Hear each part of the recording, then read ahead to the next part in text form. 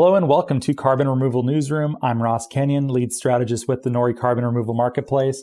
Today I have with me Rick Parnell, the Foundation for Climate Restoration CEO. Thanks for being here, Rick. Thanks for having me. And hello from United Nations General Assembly and the Climate Summit. You just had to brag. Had to let everyone know, Rick. That's cool. Probably one of the more exotic locales that someone has transmitted to us for this show. Well, we saw a press release come out, and it's been bandied about through our channels that there is a new Coalition for Climate Restoration was just launched. What exactly is this about, Rick? What are you hoping to achieve? Who are you working with? Give me that rundown that I'm after. Sure. So we launched the Global Coalition for Climate Restoration at the UN on September 17th. This was the first annual global forum for climate restoration. And this was the idea of being able to bring the message of restoration, carbon removal, in addition to mitigation adaptation. But as our good friend and partner, Kathleen Rogers, Earth Day Network, likes to say, this is the third leg of the stool. So this was a chance to bring a lot of different people together. It was at the Trusteeship Council of the UN. And for those who are not familiar with the UN, this is the second largest room. So we had 700 people register, which we were just absolutely thrilled to register to talk about climate restoration. So what it did was it brought together people of different walks. We had Tom Baruch, who is one of the original venture capitalists out of Silicon Valley. He is funding a lot of different companies to do things like direct capture, turning air into water, and other kinds of things like that. We had Earth Day Network spoke about their belief and support for climate restoration. We had Katie Edler was our keynote. She brought down the house. She is the youth who's been running the strikes, one of the partners on the strikes in the U.S. Over the last couple of years. She's a veteran of this show, too. I had her on a few months ago. Absolutely phenomenal. She's so impressive. Incredible. We had the Vatican spoke on, I'll call it the moral imperative of climate restoration, the idea that we have to restore the climate to ensure the future of humanity, the very survival of the species. And then we had movement builders, we had artists, we had poets, we had a new concrete company that's come online over the last year in San Francisco that actually builds concrete by removing carbon from the air. So it's actually carbon negative concrete. Very exciting, lots of potential there. So we just had a very different mix. We had women and the role of women's movement and climate.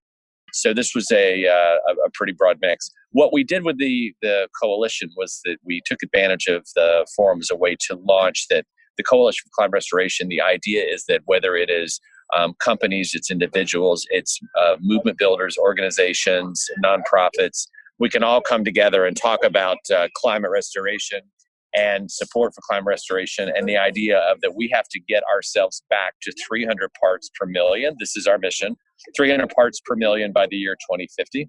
It's an unbelievably ambitious goal, but our founder, Peter Fikowski, who I think you know, Peter Fikowski is a physicist, an entrepreneur from Silicon Valley. And after years of research and conversations, what he came back to is that humanity has survived and thrived for thousands of years at less than 300 parts per million. And only in the last few decades have we crossed 400 parts per million, 415, some say 450 and climbing. So our goal is to get the climate back to under 300 parts per million by the year 2050. That is ambitious. And yes, Peter Fikowski is a friend. He's a Reversing Climate Change podcast alumnus.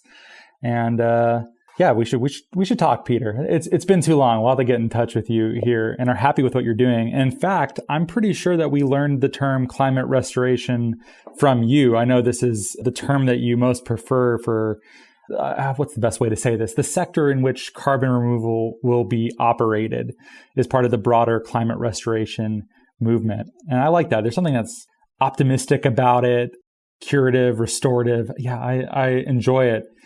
So, Rick, where exactly does carbon removal or negative emissions technology, where does it fit inside of climate restoration? And I'm kind of padding this a little bit because, getting down to that level obviously requires this to some extent.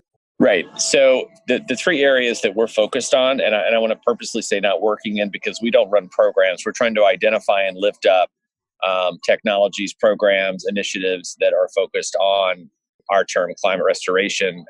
So yeah, I would call it essentially a third of what we're doing.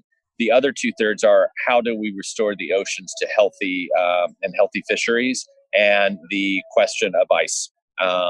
Probably the most critical question right now. We had an organization, Ice 911. You probably know Leslie Field, but working on some Arctic ice restoration solutions. So we would talk a little bit about that. But carbon removal, I think, has the fastest potential because it is some technology that is now online. So let me go back to the concrete company, Blue Planet in San Francisco. I believe it's the Southwest wing. It's one of the new terminals at San Francisco Airport. Was actually used this concrete in its construction, and it's already been tested for strength and for durability. It's lightweight, so it's meeting the tests. So we think that there's a lot of potential here. But more importantly, we think that one of our partners is the X Prize, for example, and one of the things that we've been talking with the X Prize is that as they identify solutions in their new $100 million prize for carbon removal technology that they will be launching next year, let's all work together on making sure that these technologies are lifted up and that people know that they can use them. I'm a believer, and I have run into so many people, whether it's corporate CEO leadership, boardrooms, that they just don't know that a lot of these things are out there and that they want to do the right thing. Not every company, but there's a lot of organizations that would like to do the right thing, but the choices have not put it in front of them. So that's one of the things that we're trying to do, is to try and quickly ramp up and showcase, highlight, so that the technology can be taken to scale quickly. Yeah, one of the criticisms of carbon removal that's pretty common, and I've been reading David Wallace Wells' The Uninhabitable Earth, and there's this constant fear that carbon removal tech just will not scale. It's sort of this like techno fix, too Pollyanna approach to people who are techno optimists. It's just not going to happen, is basically. It's not going to get there in time. But of course, it's definitely not going to get there in time if we aren't doing stuff like this and trying to grow it as fast as possible.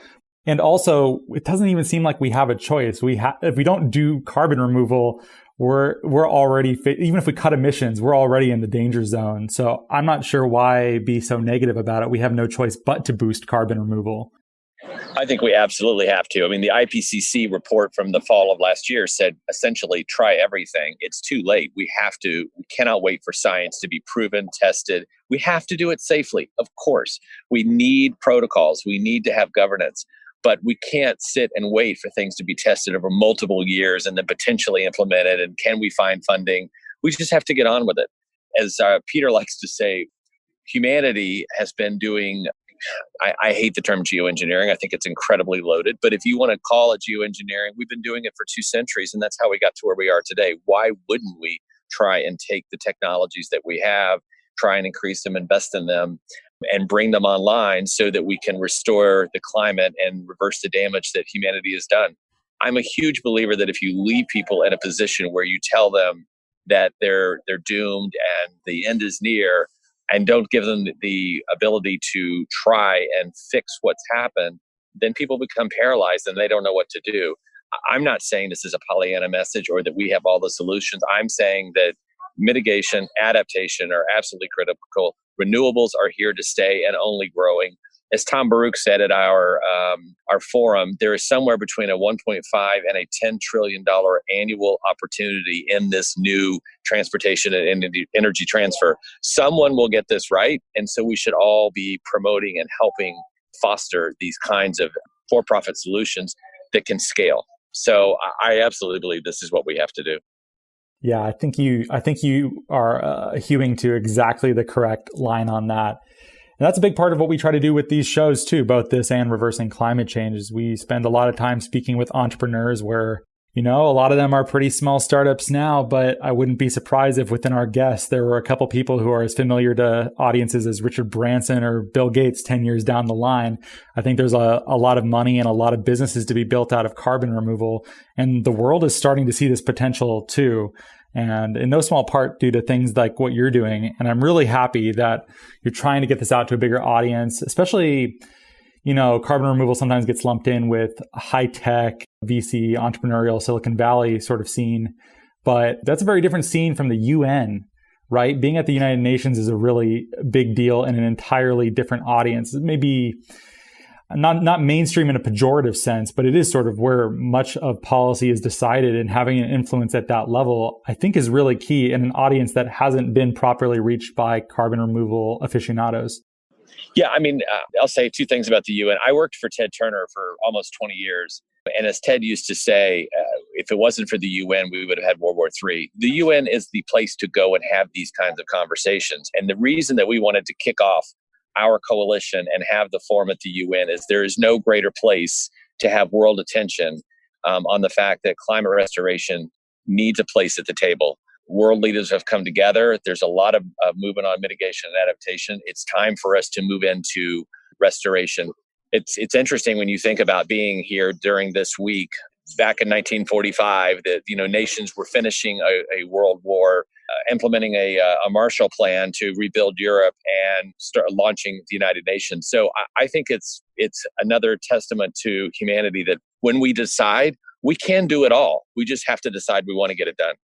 And I just want to say there was a young person. We had some youth come in from Chicago to attend. These are 15, 16, 17-year-old students from the greater Chicago area. And this young woman, Ashley, the next day after the forum, we had a closed door brainstorming session with all the different partners about working over the next year and how do we want the forum to develop and the coalition, so that when we're here for the second annual in September of 2020, we can talk about what we've done, the deliverables, and the success and the momentum. And she said to me, I'd said to the group, we asked for anybody that had thoughts, and she said to the group, I came into this thinking I had no future and that I would not have children and that my future was doomed. She said, I've had a 180 experience and I'm going home to tell other youth, we can do this. There is a future for humanity. We just have to decide we want to do it. That's good. It's nice to hear hope. I've seen both the very well-attended, well-listened to Greta Thunberg speech, I assume at the same event or a neighboring event that happened yesterday. But I think there's a lot of, I can't imagine being a kid, I guess, in this. It's scary as a 31-year-old, but I can't imagine being 16. Seems like not a lot of hope. So I'm happy to hear that at least people are getting inspired there, or at least they're not so beat down by the threats that they're unable to move or exercise any agency whatsoever. Absolutely. These were not the things I was thinking about when I was 14, 15, 16 years old. So these are incredible youth. Yeah, I was mostly writing bad poetry and doing that whole scene. So a little different. Well, thanks so much, Rick. Thanks for being here. If someone wanted to follow your work and keep in touch, if they know a business that should maybe be a part of what you're passing around and representing, what's a good way for someone to get in touch with you? So I would ask everyone to join the Coalition for Climate Restoration. That's at f4cr.org. You can join the coalition. We'll keep you updated. You can learn more. And to people that have solutions, we want to hear from them, because I truly believe there are a lot of solutions out there that have not seen the light of day. And so we are encouraging people to step forward and tell us about some of the solutions that they have. So hopefully we can showcase them and help lift them up. It's a great opportunity. If you're listening and you're working on carbon removal, if you have an idea that you're maybe not a full business yet or full organization, but you're working, there's resources out there for you, and people want to help create this nascent industry, and they're here to help. So definitely do that. We will be looking into this too for Nori. Thanks so much for being here with us, Rick. Thank you so much. If you like the show, please rate and review us on iTunes or Apple Podcasts, Stitcher. Let your friends know. If you know entrepreneurs working in carbon removal, or you yourself are one of them, take advantage of these resources. Try and get plugged in. There's a community of support. If you would like to get in touch with us, you can email podcast@nori.com. I've steered people towards certain resources when they're developing businesses, and I'm happy to do so for you as well. And thank you so much for listening.